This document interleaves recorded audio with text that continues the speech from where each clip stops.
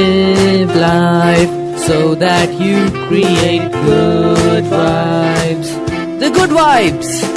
Live life so that you radiate good vibes. The good vibes.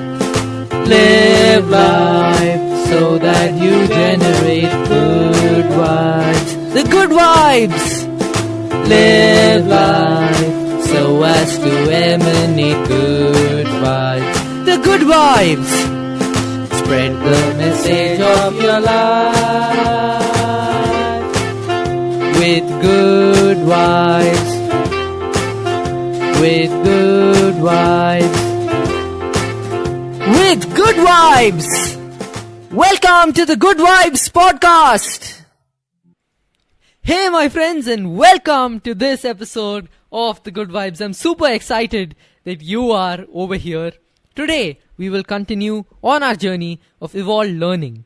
Evolved learning is when we learn from all the people in our lives and otherwise, all the things and experiences that we encounter. In general, we learn from life.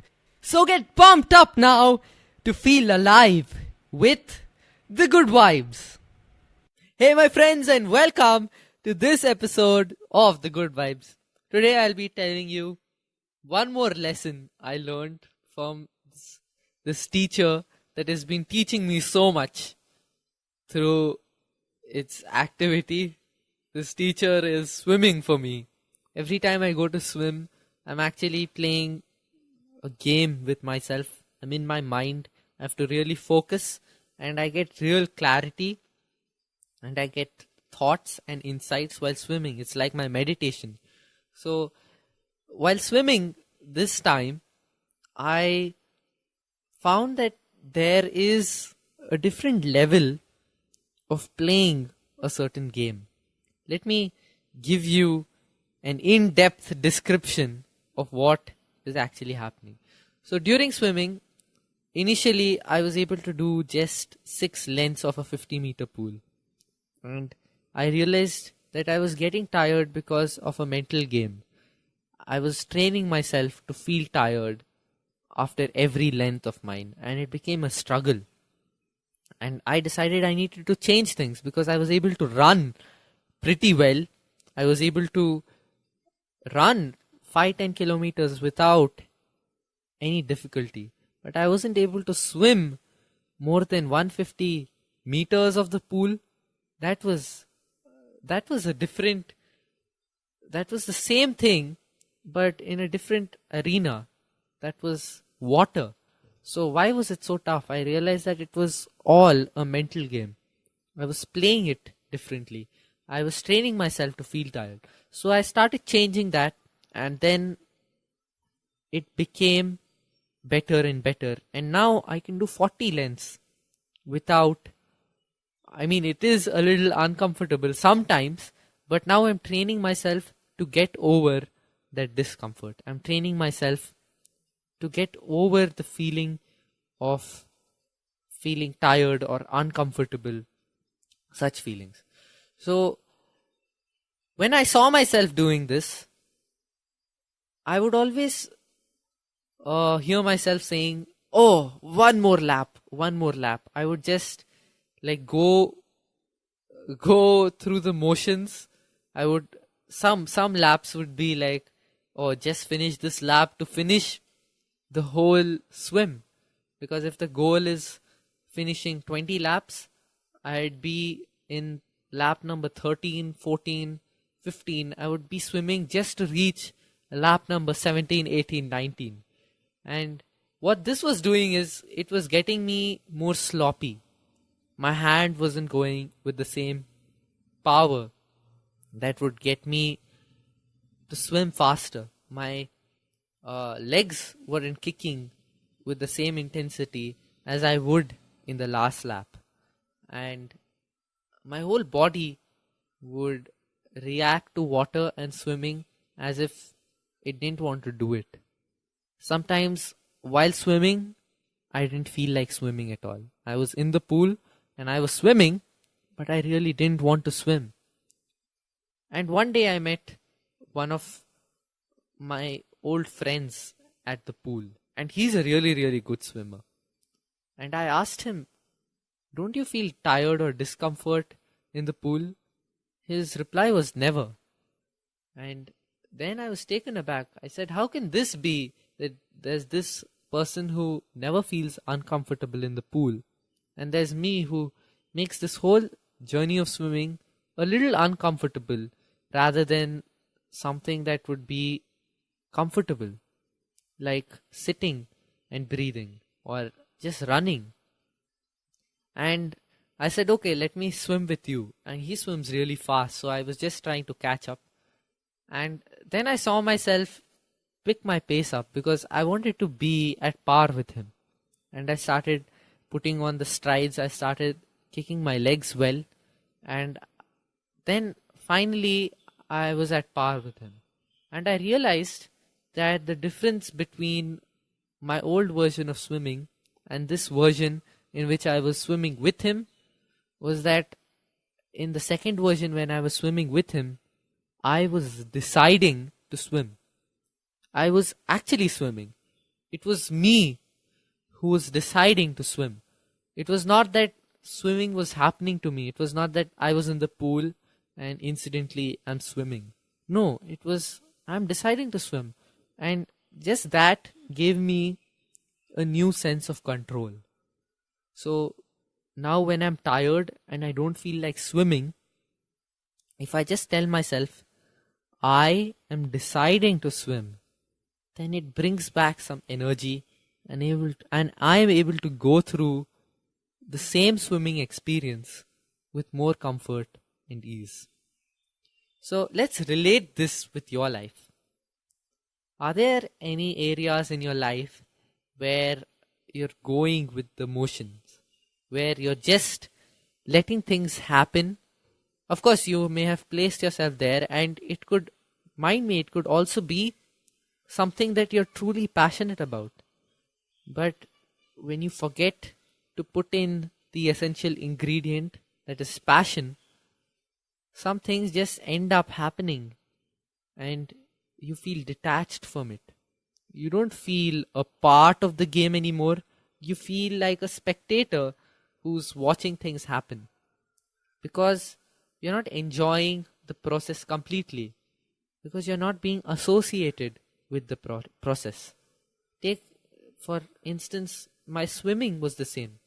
If I wasn't really feeling very comfortable in it, I started disassociating myself with it. And that ended up me not enjoying the experience as a whole. I would just enjoy the last 2 laps. And it would be as if I'm going through the motions, swimming all the way to just reach the last 2 laps. But now, when I decide that I am swimming, I feel like I am in control and I am taking the decision of swimming. And if you do this to that area of your life where you're not paying as much attention or you've been avoiding recently, if you come in as this really strong and courageous person and you stand there and you say, okay, I'm showing up now and I'm going to do this. I'm showing up. I'm showing up to my fears. I'm showing up to this thing that is making me uncomfortable. I'm showing up to whatever this is. And I'm going to face it regardless of what I'm feeling, how I'm doing, or the outcome. I'm going to face it and see what happens. And when you do that, you internally feel more courageous. You feel a new sense of freedom from within.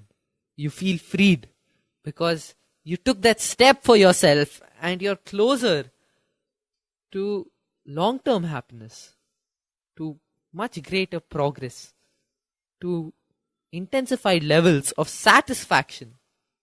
And that's why I want you to try this. I want you to pick an activity in your life which you feel you're just going through the motions. It could either be just driving the car, or it could be jogging or walking. Instead of walking, you're talking on the phone or something of that sort. If that's the way, that's just going through the motions. So in this activity, you tell yourself, okay, I am doing this. Let's put the me into this activity. Let's put the passion, let's put my energy, let's put myself, let me put a little bit of my soul into this activity. It could also be just taking care of your sibling, taking care of your child. If you're doing it as an activity just to get the result done or just to finish it off, that isn't always the right attitude to work with things, because you start detaching yourself from things. So it's time to start associating and attaching a little of your emotion with some things, so that it makes the whole process a more enjoyable and joyous one. So pick some activities in your life which you're doing right now and associate some emotions to it. Get yourself involved in it. Put the you, the true and authentic you, into the activity, and do it like a part of your soul needs to be with that activity forever. Like you're leaving a part of your soul in that activity. So it better be done with a true sense of passion and joy. And once you do this, you start to see the thing differently. You start to enjoy it. You start to be in the control room of your game. You start to be on top of your game rather than in the game. You start to see things from the bird's eye view rather than as the person on the ground, because he can just see things limited to what he can see. But from above, when you choose to be on top of things, when you choose to do things from a sense of passion and joy, you start to see things from the above. You start to see the whole picture.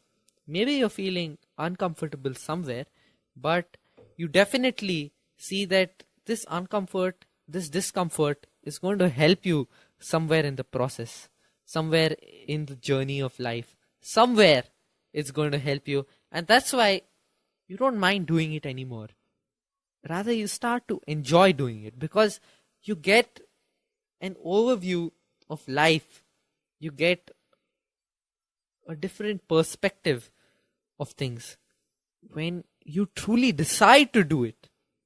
These are things that you do anyway, but now you decide to do it. You say, okay, now I'm doing this. Maybe you're just eating food and you tell yourself, okay, now I'm eating food.